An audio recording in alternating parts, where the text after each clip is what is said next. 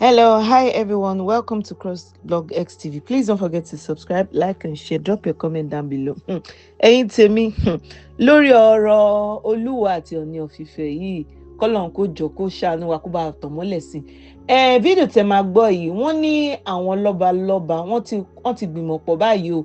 Wọ́n ní wọ́n máa sanction Olúwo fún 21 days pé ó láti jáde láti wá apologize sí Ọọ̀ni of Ifẹ̀ nípa gbogbo allegation tó fi ń kàn wọ́n pé wọ́n bá ìyàwó àwọn sùn, wọ́n ṣe kinní kan. Ẹ jọ̀ọ́ ná, ṣé pé ọ̀rọ̀ Olúwo yìí ò fẹ́ já sí ọ̀rọ̀ Lizzy Anjorin àti Ìyábọ̀ Òjó báyìí? Torí kò yé wa, dragging yìí lẹ́ everyday ṣá. Ṣọ́bọ̀ Olúwo rí nǹkan kan míì sọ mọ́ ni? Ẹ̀yin tèmi, ẹ drop commenting, ẹ like and share. Ẹ drop commenting, ẹ like and share. Ẹ jẹ́ ká jọ gbọ́ lẹ́nu oníròyìn. Ifẹ̀ Ọba Kẹ́hìndé Adésọjí Sálú ti ẹ̀dùn àbọ̀n gbéná wojú Olúwo fún nínàkàbù sí orí ìtẹ́ Ọọ̀ni.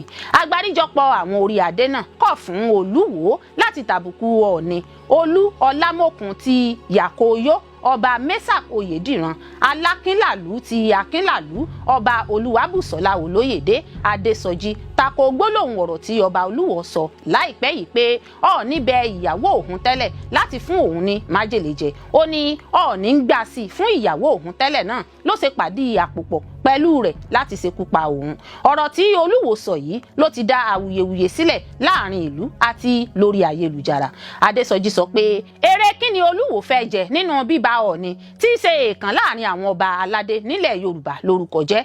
Ó ní kò sí èrè kankan níbẹ̀. Ó ní àkọọ́lẹ̀ wà fún ohun tí wọ́n ó fi ṣe àyẹ̀wò irú ẹni tí Olúwo tilẹ̀ wù jẹ́ tó fi ń ṣe àtakò Ọọ̀ni Ilé Ifẹ̀. Ó ní kò jọjú láti bá Olúwo tí ó jẹ́ òun nìkan ní ọba ilẹ̀ Yorùbá tó máa ń pààrọ̀ orúkọ lóṣù mẹ́fà. Ó lè lóhun ní Emir tìlú Ìwó lónìí, kó lóhun ní Aláàfin tìlú Ìwó lọ́la láti fi gbayì lórí ìkànnì ayélujára. Ó ní àwọn ìwà àti ìṣe Olúwo yìí ń tàbùkù bá ìtẹ́ àwọn ọba nílẹ̀ Yorùbá. Ọba Adésọjí sọ pé kó má jẹ́ pé èyí tí Olúwo sọ yìí ni yóò fẹ̀sùn èké kan Ọọ̀ni ni yóò ṣokùnfà ìyọnípò rẹ̀ láàfin àwọn ọba nípínlẹ̀ Ọ̀ṣun. Ṣé ṣáájú ni irúfẹ́ ẹ̀sùn ìyọnípò náà ti wà nílẹ̀ fún Olúwo lọ́dún 2019 lẹ́yìn tí ó tàbùkù agbowú ti ọ̀gbàgbà lásìkò ìpàdé àlàáfíà kan. Nínú ìpàdé náà ni Olúwo ti ṣèkọlù dìgbàjúlù ọba agbowú ti ọ̀gbàgbà tí ó sì ṣe orí adé náà léṣe. Ilé ìwòsàn ni ó gba orí adé náà nítẹ́. ń ṣe ni wọ́n pe ìpàdé pàjáwìrì tí Ọọ̀ni Ifẹ̀ darí rẹ̀ gẹ́gẹ́ bí alága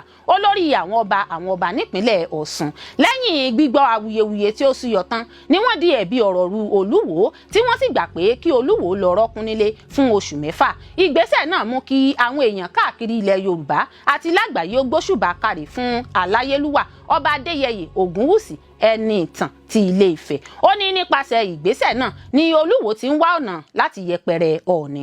Nínú ẹ̀sùn tí Olúwo fi kan Ọọ̀ni pé ó bẹ ìyàwó rẹ̀ tẹ́lẹ̀ lọ́wẹ̀ láti fún un ní májèlé jẹ́ ẹ̀sùn olè ìparọ́mọ́ni tí ó sì gbọ́dọ̀ fi ẹ̀rí hàn, bí bẹ́ẹ̀ kọ́ yóò rí pípọ́n ojú òfin. Adésọjí sọ pé lórí èyí àwọn fún Olúwo tilẹ̀ wò ní ọjọ́ 21 láti sọ pé òun ò sọ bẹ́ẹ̀ mọ́ tàbí kí ó fi ẹ̀rí hàn. Kí ọ̀gá àgbà iléeṣẹ́ ọlọ́pàá nílẹ̀ wa Nàìjíríà Káyọ̀dé Ẹgbẹ́tókun fi páńpẹ́ òfin gbé tàbí pé bàbá àwọn tí ṣe Ọọ̀ni Ilé Ifẹ̀ lẹ́jọ́ lórí ẹ̀sùn náà tí ó fi kàn án. Ó ní bí bẹ́ẹ̀ kọ́ àgbáríjọpọ̀ àwọn ọba orígbó méje tí àwọn kalẹ̀ sí àríwá ìjọba ìbílẹ̀ Ifẹ̀ máa bá Olúwo mú nǹkan lẹ̀. Wọ́n ní Olúwo ò ní wọ̀n kún, àwọn náà sì ní ìgbà láàbọ̀. Wọ́n ní Olúwo ti ń ṣe ọjọ́ ti pẹ́, àmọ́ èyí tí ó ṣe yìí yóò kàn dín nínú iyọ̀ bí kò bá mú ẹ̀rí tó dájú jáde. Ṣé láìpẹ́ yìí ní ọba Àkànbí Olúwo tìlú Ìwó fi ẹ̀sùn kan Ọọ̀ni Ilé Ifẹ̀ pé ó ń bá ìyàwó òun tẹ́lẹ̀ sùn, wọ́n sì pàdé àpòpọ̀ láti ṣekú pa òun. Ó ní ọ̀pọ̀ ìgbà ni wọ́n gbìyànjú rẹ̀ àmọ́ tí orí òun ò jẹ́. Fọ́nrán fídíò náà tí Olúwo ṣe tó ti fẹ̀sùn kan Ọọ̀ni yìí ló ti dá awuyewuye sílẹ̀ nígboro. Àmọ́ àgbáríjọpọ̀ àwọn orí adé nílùú Ilé Ifẹ̀ ni wọ́n ti kọ̀ jálẹ̀ báyìí pé àwọn yóò bá Olúwo mú nǹkan lẹ̀ lórí ẹ̀sùn náà tí ó fi kan Ọọ̀ni. Tẹ́ ẹ bá lè rí àmì ṣe gbogbo ogun tó lóhùn ní gbọ́ tó lóhùn ní gbà lórí ayé yín, iná agbára Ọlọ́run máa jó dànù. Kí lè nǹkan tẹ́ ń là kọjá tó dàbí pé ẹ ti wá ọ̀nà àbáyọ ṣùgbọ́n tí ẹ ti rí ọ̀nà àbáyọ. Ẹ ti pàdé wòlíì yín ló fà, ṣùgbọ́n arán mi sí ọ lónìí dádì, arán mi sí ọ lónìí mọ́mì. Olúwa lòun fẹ́ ṣe nǹkan ńlá nínú ayé yín. Olúwa sọ wípé gbogbo tẹ́ ń là kọjá yín òun fẹ́ fi òpin sí. kí nìkan tẹ̀ ń là kọjá lórí ìgbéyàwó ni, lórí ọmọ ni, lórí iṣẹ́ ni, níbi gbogbo ni, bóyá ogun kan ló dàbí pé ogun yẹn le, ẹ ti gbìyànjú kò tí ì sí ọ̀nà àbáyọ. ẹ jẹ́ àjọ gbàdúrà, ẹ jẹ́ àjọ wá ojú Olúwa, kí làṣírí ogun yẹn gangan, ẹ jẹ́ àjọ wádìí lọ́wọ́ Ọlọ́run ká dẹ̀ mọ ọ̀nà àbáyọ. ẹ̀rọ ìbánisọ̀rọ̀ tẹ́ fi pè mí fún àdúrà àti ọ̀nà àbáyọ òun náà ni +234 7025 475427 +234 7025 475427. bẹ́ẹ̀ ṣe ń pè mí fún àdúrà lórúkọ Jésù ẹ máa rí ìyanu.